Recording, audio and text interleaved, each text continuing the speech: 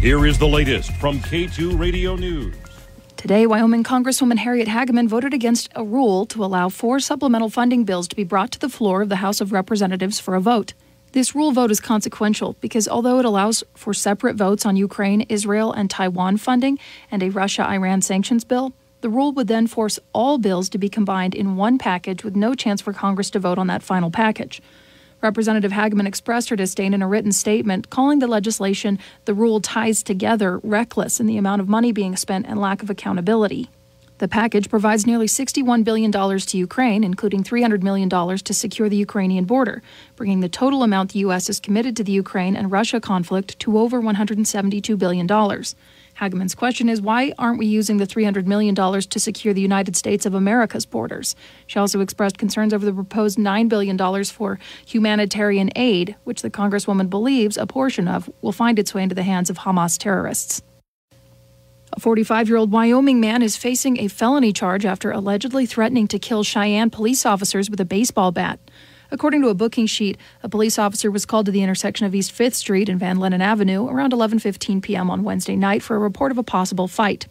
When they arrived, the officer contacted a male, later identified as Ronald Andrew Romero Sr., standing in the street. He says that Romero had a baseball bat in his right hand and began walking towards him.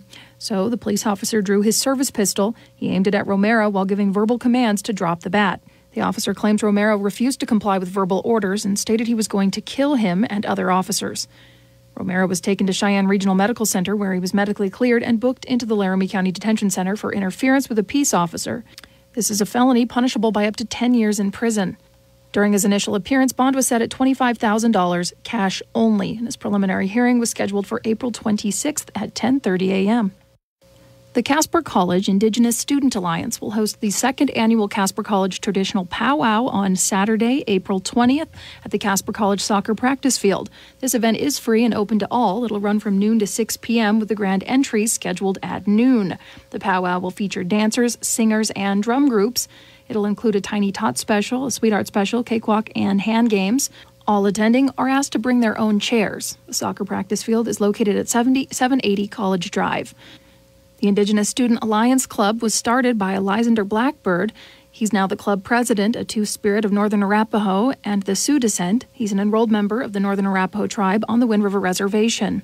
One of his initial goals of the club was to have traditional powwows on campus to help connect people and provide a time to socialize. A recent report from Bloomberg indicates the parent company that owns Red Lobster is allegedly considering filing for Chapter 11 bankruptcy. Early indications are the bankruptcy would allow the Red Lobster to restructure debt that includes renegotiating pricey leases at various locations. So far, Bloomberg has not reported any closures related to the potential filing. Red Lobster's website tells of the brand's beginnings as a single family-owned restaurant in Lakeland, Florida in 1968. Today, there are more than 700 locations worldwide. As much as Red Lobster became known for its seafood, it's also amassed a cult following for its Cheddar Bay biscuits. The menu item eventually became popular enough for Red Lobster to make its biscuit mix widely available at stores like Walmart and Target. This news comes at a time when we've seen many big brands closing locations in 2024, including The Children's Place, Bath & Body Works, Gap clothing stores. Bed Bath & Beyond has closed all locations, but you can still find them online.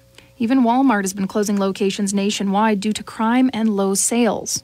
Add to that list Best Buy, Hardee's, Big Lots, and Burger King. Reporting from Casper, this is Colby.